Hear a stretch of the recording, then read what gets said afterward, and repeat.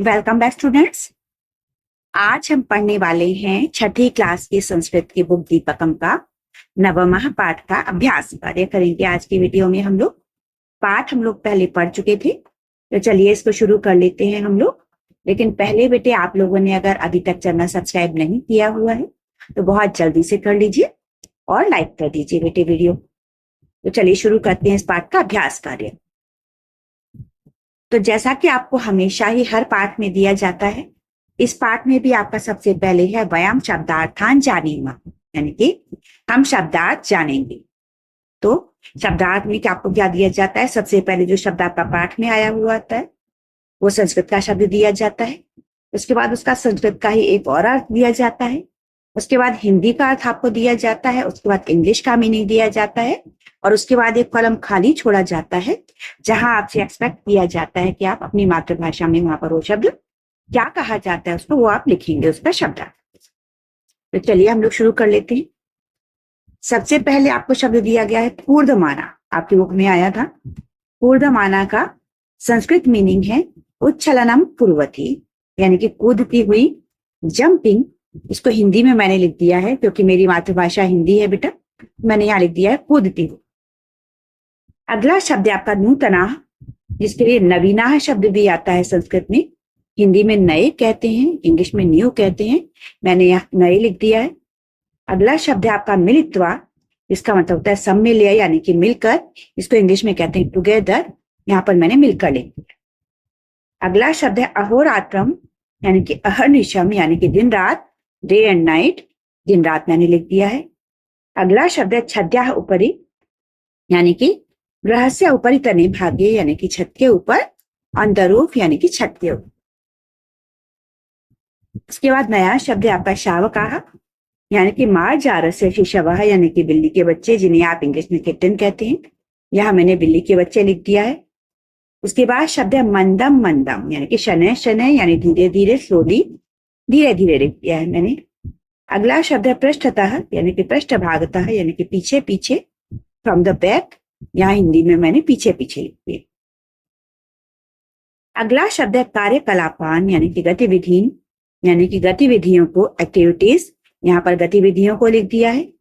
अगला शब्द आपको दिया गया है दृष्टवा, जिसे अवलोक्य भी कहते हैं संस्कृत में, हिंदी में देखकर कहते हैं, इंग्लिश में लिख दिया है हैविंग सीन, यहाँ पर हिंदी में मैंने लिख दिया देख। इसके बाद शब्द है एतादृशः, यानी कि एतः समानः, यानी कि इस तरह के, लाइक दिस, इसे हिंदी में मैंने इस तरह के लिख दिया है। उसके बाद शब्द है आपका स्थापयन्ति, यानी कि स्थापनम कुर्वती, डालती हुई, पुटिंग आ जाएगा इंग्लिश में, हिंदी में डालती। इसके बाद शब्द है किमर्थम, जिसको संस्कृत में किम निमित्तम भी कहा जाता है। इंग्लिश में आप हिंदी में इसको क्यों या किस लिए कहते हैं।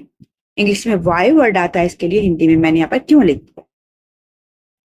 इसके बाद शब्द आपके पाठ में जो आया था वो है आदिनम, यानी कि संपूर्णम दिनम, यानी कि दिन भर, होल डे। यहाँ हिंदी में मैंने दिन भर लिख दिया। इसके बाद है वारम वारम, इसके लिए पुनः पुनः आता है शब्द और बार बार हिंदी में कहा जाता है।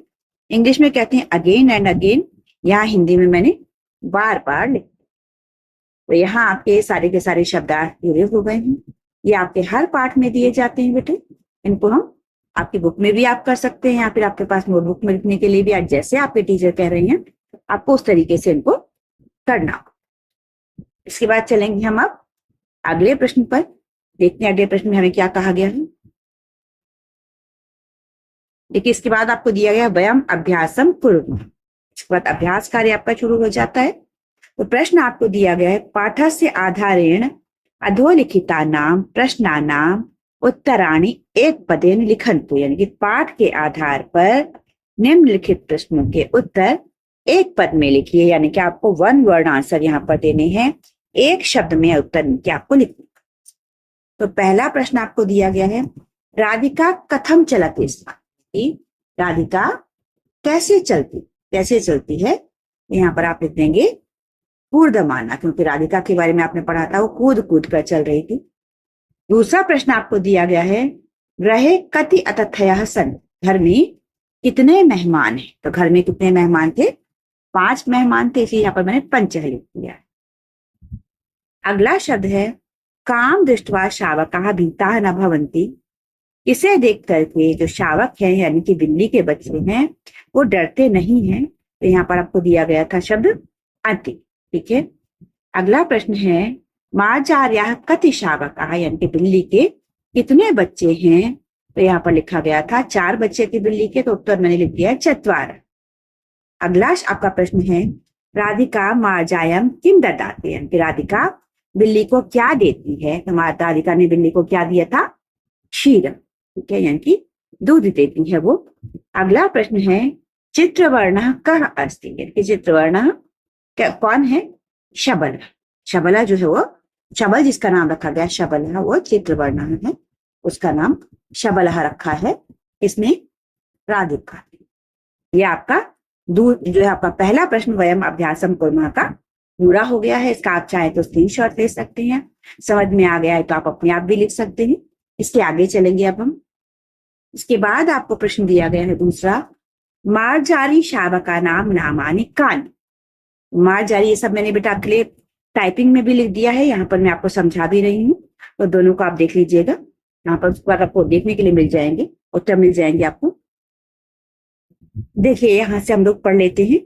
पाठस्य आधारेण अधोलिखितानां प्रश्नानां उत्तराणि पूर्ण वाक्येन लिखन्तु, यानी कि पाठ के आधार पर निम्नलिखित प्रश्नों के उत्तर पूर्ण वाक्य में लिखो। पहला प्रश्न था आपका मार्जारी शावका नाम नामानि कानि, यानी कि बिल्ली के बच्चों के नाम क्या है। तो उत्तर लिखेंगे मार्जारी शावका नाम नामानि सन्ति तन्वी मृद्वी शबलः भीमः च। इनके नाम ये सारे के सारे थे, यानी कि बिल्ली के बच्चों के नाम तन्वी, मृद्वी, शबलः, भीमः, ये 4 नाम है। 4 बिल्ली के बच्चे थे बेटे, तो चारों के नाम यहाँ पर लिख दिए गए हैं। वाक्य पूरा हो गया है, क्योंकि एक वाक्य में आपको उत्तर इस प्रश्न का लिखना है। इसके बाद अगला प्रश्न है राधिका मार्जारी शावकान किम पाठयति, यानी कि मार्जारी के जो बच्चे हैं उनको राधिका क्या बताती है, क्या पढ़ाती। तो इसमें उत्तर आ जाएगा राधिका मार्जारी शावकान अतिथि देवो भव पाठयति, यानी कि राधिका बिल्ली के बच्चों को पढ़ाती है कि अतिथि देव होते हैं, अतिथि भगवान होते हैं, ऐसा राधिका बिल्ली के बच्चों को पढ़ाती है। इस वक्त अगला प्रश्न है विशिष्टः अतिथयः के, यानी कि विशिष्ट मेहमान कौन है। उत्तर है मार्जारी शावकाः, मार्जारी 4 शावकाः च विशिष्टः अतिथयः सन्ति, यानी कि बिल्ली के 4 बच्चे और बिल्ली ये सारे के सारे विशिष्ट मेहमान हैं। कहाँ पर, राधिका के। अगला प्रश्न पूछा गया है आपसे पितामही राधिका किम वदति, यानी कि दादी राधिका को क्या बताती हैं। तो उत्तर आप लिखेंगे पितामही राधिका वदति, यानी कि दादी राधिका को बताती हैं राधिके, यानी कि हे राधा राधिका अतिथयः कदा आगच्छति इति न जानीमः, यानी मेहमान कब आते हैं ये पता नहीं चलता। अगला प्रश्न है इसके बाद मार्जारी कदा राधिकायाः पृष्ठतः आगच्छति, राधिका के पीछे से मार्जारी कैसे आती है, कब आती है। तो कब आती है बिल्ली राधिका के पीछे पीछे। तो उत्तर है यदा शावकानां समीपम राधिका गच्छति मार्जारी मंदम मंदम पृष्ठतः आगच्छति, यानी कि जब भी राधिका बिल्ली के बच्चों के पास जाती है तो जो बिल्ली है वो उसके पीछे पीछे धीरे धीरे आ जाती है। जब भी वो देखती है कि उसके बच्चों के पास राधिका जा रही है तो वो धीरे धीरे उनके पास राधिका के पीछे पीछे आ जाती। अगला प्रश्न है मार्जारायाः शावकाः कीदृशाः सन्ति, यानी कि बिल्ली के बच्चे कैसे। तो उत्तर है तन्वी आकृत्या सुंदरी, यानी कि तन्वी देखने में सुंदर है। मृद्वी स्पर्शेन अतीव कोमला, जिसको मृद्वी नाम दिया गया, मृद्वी यानी कि मृदुल, तो वो कोमल है, बहुत कोमल है, बहुत सॉफ्ट है। शबलः चित्रवर्ण, शबल जिसका नाम रखा गया वो चितकबरा है। भीमः च किंचित स्थूलः अस्ति, और जो भीम जिसका नाम रखा गया वो थोड़ा सा हेल्दी है, थोड़ा सा मोटा है। तो ये आपके प्रश्न उत्तर हो गए जो कि आपको एक वाक्य में लिखने। ठीक है बेटे। इसके बाद है तीसरा प्रश्न जिसके आपको उत्तर लिखने हैं। यहाँ आपसे कहा गया है कि अधोलिखिता नाम वाक्या नाम, यानी कि निम्नलिखित वाक्यों में प्रश्न सूचक वाक्यानि लिखन्तु। इनके प्रश्न सूचक वाक्य लिखिए। आपको कुछ स्टेटमेंट्स दी गई हैं, इनके प्रश्न बना करके आपको लिखने हैं, यानी कि क्वेश्चंस बना करके आपको लिखने। तो पहला आपको दिया गया है लेखनी अत्र अस्ति, तो इसका प्रश्न बना लेखनी कुत्र अस्ति। ऐसे ही अगला आपको जो प्रश्न दिया गया है उसमें कहा गया है वृक्षः तत्र अस्ति, यानी कि वृक्ष वहां, तो इसका प्रश्न बनेगा वृक्षः कुत्र अस्ति, यानी कि वृक्ष कहाँ। इसके बाद अगला प्रश्न है देवालयः अन्यत्र अस्ति, यानी कि देवालय कहीं और है, मंदिर कहीं और है।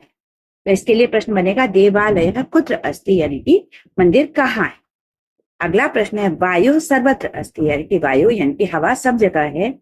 प्रश्न बनेगा वायु कुत्र अस्ति, यानी कि हवा कहाँ है। अगला प्रश्न है बालकाः एकत्र तिष्ठन्ति, यानी कि बच्चे इकट्ठे बैठते हैं। तो आपका यहाँ पर प्रश्न बनेगा बालकाः कुत्र तिष्ठन्ति, यानी कि बच्चे कहाँ बैठते। अगला प्रश्न है माता अत्र अस्ति, यानी कि माता यहाँ है। इसके लिए प्रश्न आपका बनेगा माता कुत्र अस्ति, यानी कि माता कहाँ। इस तरीके से आपका ये तीसरा प्रश्न भी पूरा हो गया बेटे। यहाँ आपका पहला क्वेश्चन हमने कंप्लीट कर लिया, दूसरा कर लिया, तीसरा कर लिया। अब हम चलेंगे अगले प्रश्न। तो अगले प्रश्न में आपसे क्या कहा गया है, प्रश्न 4 उत्पीठिकायाम किम अस्ति किम नास्ति, यानी कि इस मेज पर क्या है और क्या नहीं है। इति चित्रम दृष्ट्वा लिखन्तु, यानी कि चित्र में देख करके आपको यहाँ पर बताना है इसमें क्या क्या चीजें आपके इस कंप्यूटर की टेबल पर हैं और क्या चीजें नहीं। तो आपको यहाँ पर दिया गया है उत्पीठिकायाम पुस्तकम अस्ति, यानी कि उत्पीठिका पर पुस्तक है। उत्पीठिकायाम घटी नास्ति, यानी कि टेबल पर घड़ी नहीं। अब जो चीजें आपको नाम दिए गए हैं वो देखिए क्या क्या दिए गए हैं, पढ़ लेते हैं। पहले हम पुस्तकम, घटी, लेखनी, चषकः, कूपी, स्यूतः, संगणकम, वृक्षः, फलम, कंदुकः, ये सारे के सारे नाम आपको दिए गए हैं। तो पहले हम इनके अर्थ समझ लें, तो चित्र देख करके हमें आसानी से पता चल जाएगा कि हमसे क्या क्या पूछा गया है। पुस्तकम का मतलब होता है पुस्तक, घटी का मतलब घड़ी, लेखनी का मतलब पेन, चषकः का मतलब कप या प्याला, कूपी का मतलब बोतल, स्यूतः, स्यूता का यानी कि धागा, संगणकम यानी कि कंप्यूटर, वृक्षः यानी कि वृक्ष, फलम का मतलब फल, कंदुकः का मतलब गेंद। तो यहाँ पर आप देख पा रहे हैं बोतल है, यहाँ पर थैला है, स्यूता यानी कि थैले को कहा गया है, यहाँ पर धागे को भी कहते हैं वैसे तो। साथ में यहाँ पर आपका कंप्यूटर है, कंप्यूटर के बाद यहाँ पर बुक है और गेंद है इस टेबल के ऊपर। तो इसके उत्तर हम लोग लिखेंगे यहाँ से। तो उत्तर है उत्पीठिकायाम पुस्तकम अस्ति, आपने देखा था बुक थी वहां पर। अगला है उत्पीठिकायाम घटी नास्ति, यानी कि घड़ी नहीं, वहां पर घड़ी नहीं थी। उत्पीठिकायाम लेखनी नास्ति, लेखनी यानी कि पेन नहीं था। तो उत्पीठिकायाम चषकः नास्ति, यानी कि कप भी नहीं था टेबल के ऊपर। उत्पीठिकायाम कूपी अस्ति, बोतल है पानी की वहां पर। उत्पीठिकायाम स्यूतः अस्ति, उत्पीठिका के ऊपर यानी कि टेबल के ऊपर थैला है। अगला है उत्पीठिकायाम संगणकम अस्ति, यानी कि टेबल के ऊपर कंप्यूटर है। आगे है उत्पीठिकायाम वृक्षः नास्ति, टेबल के ऊपर वृक्ष नहीं है। अगला आपको दिया गया है उत्पीठिकायाम फलम नास्ति, यहाँ पर फल नहीं है। उत्पीठिकायाम कंदुकः अस्ति, यानी कि गेंद, तो वहां पर पुस्तक है, टिक लगा लेते हैं हम लोग। पुस्तक है, घड़ी नहीं है, पेन नहीं है, कप नहीं है, बोतल है, यहाँ पर तो नाश्ते को काट देते हैं हम लोग, है ना। बोतल है और थैला भी है, कंप्यूटर भी है, लेकिन वृक्ष नहीं है, फल नहीं है और गेंद। तो कुल मिलाकर के उस टेबल पर क्या क्या चीजें निकली, हमारा पुस्तक थी, बोतल थी, थैला था, कंप्यूटर था और कंदुका था। तो कुल मिला के 5 चीजें यहाँ पर थी। चित्र में हम लोग देख लेते हैं। देखिए कंप्यूटर था यहाँ पर, साथ में पुस्तक थी, गेंद थी, थैला था और बोतल, ये 5 चीजें थी। पांचों की पांचों हमने लिख ली। इसके बाद अगला प्रश्न, अगले प्रश्न में आपसे कहा गया है कि रेखा चित्रम दृष्ट्वा उदाहरणानुसारम वाक्यानि लिखन्तु, यानी कि जैसे आपको यहाँ हम लोग देख लेते हैं चित्र में, यहाँ हमें क्या क्या दिखाई पड़ रहा है, कंप्यूटर है, पुस्तक है, गेंद है, थैला है और बोतल है, यानी कि 5 चीजें जो हमने चेक की थी वो पांचों की पांचों चीजें यहाँ पर हैं। इसके बाद अगला प्रश्न है, आपसे कहा गया है रेखा, प्रश्न 5 है ये, रेखा चित्रम दृष्ट्वा उदाहरणानुसारम वाक्यानि लिखन्तु, यानी कि रेखा चित्र देख करके उदाहरण के अनुसार आपको यहाँ पर उत्तर लिखेंगे। प्रश्न आपको दिया गया है, मार्जारः कुत्र अस्ति, मार्जारः अत्र अस्ति, सेवकः कुत्र अस्ति, सेवकः तत्र अस्ति। तो आपको इस तरीके से इन सब प्रश्न शब्दों के साथ में आपको अत्र, तत्र, कुत्र, सर्वत्र और एकत्र शब्दों का इस्तेमाल करना है। किन किन शब्दों के साथ में, जो आपको शब्द दिए गए हैं, जैसे कि यहाँ पर आपको दिए गए अत्र के लिए छात्रः, मार्जारः, काकः, दीपकः, घटः, सुधाखंडः, शिक्षकः, बालिका, लेखनी, माला इस्तेमाल करना है। तत्र के लिए आपको सेवकः, विद्यालयः, गायकः, घटी, फलम, ग्रहम, वाटिका, हरिणः, अजः, मूषकः का इस्तेमाल करना है। और साथ में कुत्र से बनाते हुए, प्रश्न बनाते हुए इनके सबके आपको उत्तर लिखना। सर्वत्र के लिए आपको दिया गया प्रकाशः, परमेश्वर, ज्ञानम, आकाशः, अर्णवः, प्रकृति, पुष्पाणि, वायु, प्रेम। एकत्र के लिए आपको दिया गया है बालकः, मयूरः, मित्रम, पुत्रः, महिला, सेविका, चटका, दोल। तो इन सबके हम पहले प्रश्न बनाएंगे, फिर उनके हम उत्तर लिखेंगे। तो चलिए शुरू कर लेते हैं। तो सबसे पहले हम अत्र के लिए बनाएंगे। तो यहाँ प्रश्न आपके बनेंगे, छात्रः कुत्र अस्ति, वो बनेगा छात्रः अत्र अस्ति। आगे काकः कुत्र अस्ति, काकः अत्र अस्ति। दीपकः कुत्र अस्ति, दीपकः अत्र अस्ति। घटः कुत्र अस्ति, घटः अत्र अस्ति। सुधाखंडः कुत्र अस्ति, सुधाखंडः अत्र अस्ति। शिक्षकः कुत्र अस्ति, शिक्षकः अत्र अस्ति। बालिका कुत्र अस्ति, बालिका अत्र अस्ति। लेखनी कुत्र अस्ति, लेखनी अत्र अस्ति। माला कुत्र अस्ति, माला अत्र अस्ति। तो अत्र के हो गए पूरे के पूरे। इसके बाद है तत्र के। तो विद्यालयः कुत्र अस्ति, विद्यालयः तत्र अस्ति। गायकः कुत्र अस्ति, गायकः तत्र अस्ति। घटी कुत्र अस्ति, घटी तत्र अस्ति। फलम कुत्र अस्ति, फलम तत्र अस्ति। गृहं कुत्र अस्ति, गृहं तत्र अस्ति। वाटिका कुत्र अस्ति, वाटिका तत्र अस्ति। हरिणः कुत्र अस्ति, हरिणः तत्र अस्ति। अजः कुत्र अस्ति, अजः तत्र अस्ति। मूषकः कुत्र अस्ति, मूषकः तत्र अस्ति। इसके बाद सर्वत्र के प्रश्न आ जाएंगे आपके। तो प्रकाशः कुत्र अस्ति, प्रकाशः सर्वत्र अस्ति।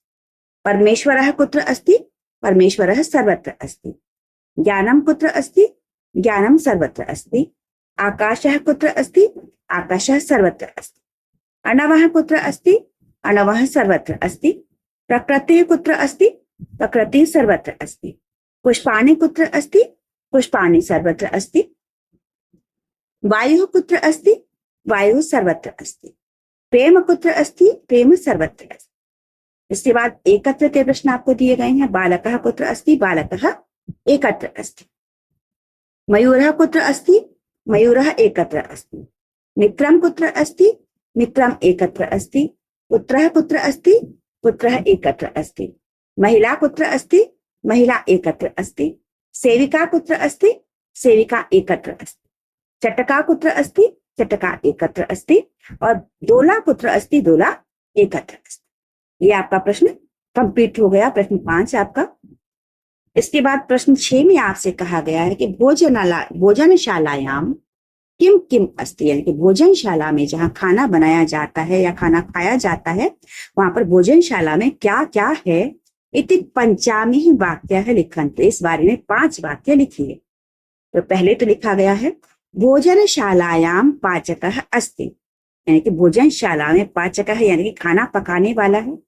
इसके बाद आपको शब्द दे दिए गए हैं, पात्रम, तंडुलाः यानी कि चावल, शाकानि यानी कि सब्जियां, अग्नि यानी कि अग्नि, जलम यानी कि पानी। तो इनसे हम वाक्य बनाएंगे। चलिए देख लेते हैं कैसे बनेंगे। तो भोजनशालायाम पात्रम अस्ति यानी कि बर्तन है। भोजनशालायाम अग्नि अस्ति यानी कि अग्नि है भोजनशाला में जहाँ खाना बनाया जाता है। भोजनशालायाम जलम अस्ति यानी कि भोजनशाला में पानी है। भोजनशालायाम तंडुलाः सन्ति यानी कि भोजनशाला में चावल है। चावल बहुवचन हो गए बेटा, है ना। तो अस्तिस्तः सन्ति आ जाएगा यहाँ पर। आगे भोजनशालायाम शाकानि सन्ति यानी कि भोजनशाला में सब्जी। तो आपका प्रश्न 6 भी पूरा हो गया है। इसके बाद 7वां प्रश्न है जिसमें आपको कहा गया है कि अधिलिखितो अधोलिखितेभ्यः वाक्येभ्यः अव्यय पदानि चित्वा लिखन्तु, यानी कि इनमें से अव्यय पद को ढूंढ करके लिखिए। अव्यय पद वो होते हैं जिन पर लिंग का, वचन का, काल का फर्क नहीं पड़ता है, वो हर वाक्य में उसी प्रकार से इस्तेमाल किए जाए। तो अमितः गृहात् बहिः गच्छति, अमित घर से बाहर जाता है। तो बाहर शब्द यानी कि बहिः शब्द आपका अव्यय शब्द। अगला है एकः वानरः वृक्षस्य उपरि तिष्ठति, एक वानर वृक्ष के ऊपर बैठता है। तो यहाँ पर ऊपर शब्द आपका अव्यय शब्द है, चाहे एक वचन हो, चाहे बहुवचन हो, पुल्लिंग हो, स्त्रीलिंग हो, सबके साथ ही ऊपर शब्द ही इस्तेमाल होते। अगला है सह फलानि अधः क्षिपति, वह फलों को यहाँ पर नीचे छुपाता है। तो अधः। तत्र एकः बिडाला अस्ति, वहां एक बिडाल है, तत्व हो जाएगा। बिडाला ग्रह से अंतः प्रवेशित, बिडाल घर के अंदर घुसता है तो अंत है। ये आपका 7वां प्रश्न पूरा हो गया बेटे। इसके बाद आपको दिया गया है यथा उदाहरणानुसार कः पुत्र अस्ति पुत्र नास्ति इति लिखन्तु। आपको उदाहरण के हिसाब से ही सब कुछ लिखना है यहाँ पर, जैसे दिया गया है। पहला उदाहरण आपको दिया गया है सिंह वने अस्ति कार्यालय नास्ति, यानी सिंह शेर जंगल में होता है, कार्यालय में नहीं होता है। दूसरा उदाहरण आपको दिया गया छात्र आकाशे नास्ति विद्यालय अस्ति, यानी कि छात्र आसमान में नहीं होते हैं, विद्यालय में होते हैं। ऐसे ही सारे के सारे हमें करने हैं, तो चलिए देख लेते हैं हम लोग। अगला आपको दिया गया मत्स्य, तो मत्स्य समुद्रे अस्ति मत्स्य वृक्षे नास्ति, तो मछली जो है वो वृक्ष पर नहीं होती है, समुद्र में होती है। अगला दिया गया आपको मधुरता लड्डू के अस्ति, मधुरता लड्डुओं में होती है, मिठास लड्डू में होती है। लड्डू के कषाय नास्ति, लड्डू के अंदर कड़वाहट नहीं है। अगला है उष्णता सूर्य अस्ति, सूरज में गर्मी होती है। चंद्रे नास्ति, चंद्रमा में नहीं होती है। वानरः वृक्षे अस्ति, बंदर वृक्ष के ऊपर है। नद्याम नास्ति, नदी के अंदर नहीं। नौका जले अस्ति, यानी कि नाव पानी में है। पर्वते नास्ति, पहाड़ पर नहीं है। अज्ञानम पंडिते नास्ति, अज्ञान पंडित के पास नहीं होता है। मूर्खे अस्ति, मूर्ख के पास होता है। पंडित यानी कि ज्ञान। चंद्र पूर्णिमायात अस्ति, चंद्रमा पूर्णिमा के दिन होता है। अमावस्यायाम नास्ति, अमावस्या की रात को नहीं होता है। अवकाश है रविवासरे अस्ति, अवकाश रविवार को होता है। सोमवारे नास्ति, सोमवासरे नास्ति, यानी कि सोमवार को नहीं होता है। अवकाश यानी कि छुट्टी, यानी कि हॉलीडे। तो ये आपके सारे के सारे प्रश्न हो गए हैं। मत्स्य है मधुरता, उष्णता, वानरः, नौका, अज्ञानम, चंद्र, और उसके बाद आकाश, ये सारे के सारे हमने कंप्लीट कर लिए। इसके बाद आगे है योग्यता विस्तरण। योग्यता विस्तरण में आपको क्या करना है, एतद् गीतम सर्वे अपि मिलित्वा पठन्तु आलपन्तु च। गीत आपको दिया गया है, इसको आपको गाना है। मार जाल रे मार जाल कुत्र कुतो असि त्वम्, अत्र वास्मि आगतो अस्मि राजगृहादेवम्। मार जाल रे मार जाल किं दृष्टम तत्र, तावत् दीर्घ मूषक पुत्र नहीं दृष्टोन जाने। ये गीत है, इसे आपको गाने के लिए कहा गया है। इसके बाद आपको कहा गया कि पाठ है स्थूल अक्षर लिखिता शब्द अव्यय पदानि सन्ति, यानी कि पाठ में जो स्थूल अक्षर लिखे गए हैं वो सब अव्यय पद हैं। अत्र इति अव्ययम परिशीलया, यहाँ पर अत्र शब्द जो है ये भी एक तरह से आपका जो है क्या कि अव्यय शब्द।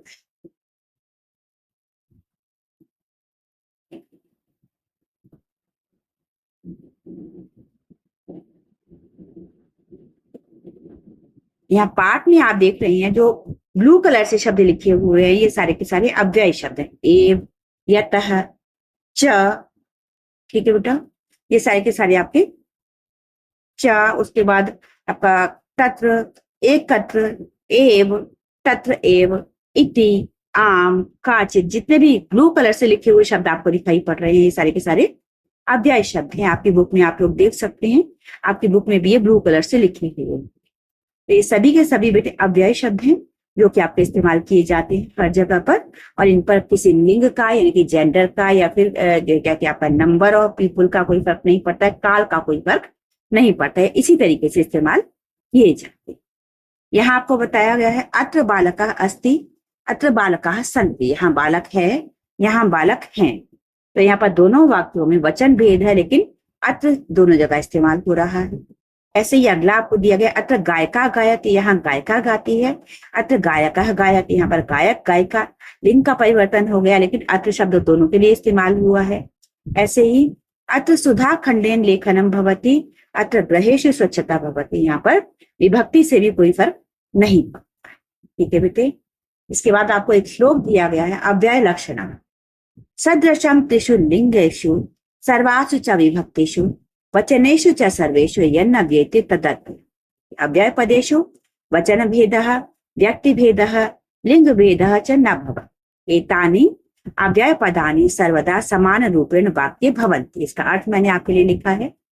अर्थ है कि अव्यय वाक्य पदों में, अव्यय पद जो होते हैं उनमें विभक्ति, क्रिया, विभक्ति या लिंग का कोई अंतर नहीं होता।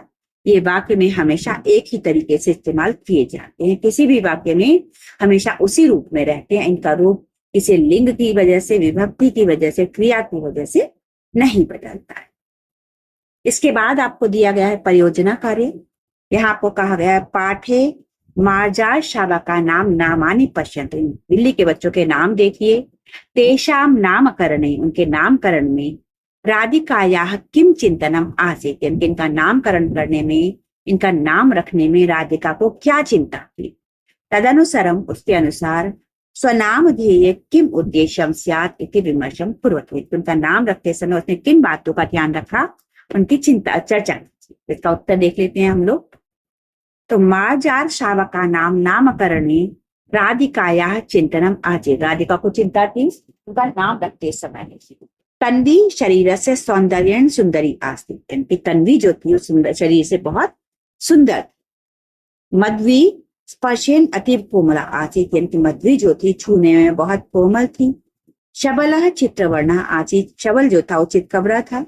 भीमा स्थूला आसीत, भीम थोड़ा सा मोटा था। तो राधिका तेषा नामानि शरीर से गुणानुसारेण अचिंत, राधिका ने उनके नाम उनके शरीर के गुणों के अनुसार रखे थे। अगला प्रश्न, यहाँ आपसे कहा गया कि विद्यालय परिसर में क्या चीजें हैं और क्या चीजें नहीं हैं, यानी कि आपके विद्यालय में आप किन किन चीजों को देखते हैं, किन चीजों को आप नहीं देखते हैं, उनकी आपने सूची बनानी है और अपनी कक्षा में सुनाना है। तो चलिए देख लेते हैं। मैंने कुछ चीजें लिखी हैं आपके लिए। विद्यालय परिसरे एकम क्रीडा क्षेत्रम अस्ति, यानी कि विद्यालय में एक खेल का मैदान है। विद्यालय परिसरे भवनम अस्ति, विद्यालय परिसर में बिल्डिंग है। विद्यालय परिसरे वृक्षाः सन्ति, पेड़ हैं। विद्यालय परिसरे पुष्पाणि सन्ति, पुष्प हैं, फूल हैं। विद्यालय परिसरे अनेके कक्षाः सन्ति, बहुत सी कक्षाएं हैं। विद्यालय परिसरे पुस्तकालयः अस्ति, पुस्तकालय है। विद्यालय परिसरे का क्रीडा क्षेत्र अस्ति, ये दोबारा से रिपीट हो गया है बेटे। आगे विद्यालय से परिसरे अस्वच्छता नास्ति, यानी कि वहां पर गंदगी नहीं। ठीक है, ये आपका कंप्लीट हो गया है। इसको आप चाहें तो स्क्रीनशॉट भी ले सकते हैं। ये आपका लिखने का और क्लास में सुनाने का काम हो सकता है। आप ले लीजिए, मैं थोड़ा सा वेट कर रही हूँ। यहाँ से आप इसको नोट कर सकते हैं और अगर आपको समझ में आ गया है तो इसमें आप और चीजों को भी जोड़ सकते हैं। आगे देखिए, आपको विद्यालय कुत्र अस्ति, कहाँ पर है बिल्ली, वो दिया गया है। विद्यालय ऊपर अस्ति, है ना। बिल्ली जब ऊपर है तो ऊपर अस्ति, मेज के ऊपर है। विद्यालय अधः अस्ति, यानी कि बिल्ली जो है मेज के नीचे। विद्यालय कोणे अस्ति, यानी बिल्ली मेज के कोने पर है। केंद्र, बिल्ली केंद्र में है, सेंटर में। आगे है समीपे, यानी कि बिल्ली किसी चीज के समीप में है, पास में है। और यहाँ पर आपको दिया गया है दूरे, तो बिल्ली दूर है थोड़ा सा। विद्यालय अंत है, यानी कि बिल्ली उसके अंदर है। विद्यालय बहे, यानी कि बिल्ली डिब्बे के बाहर है। आगे देखिए पुरतः, कि बिल्ली आगे है, बॉल के आगे है, और बिल्ली बॉल के पीछे पृष्ठतः।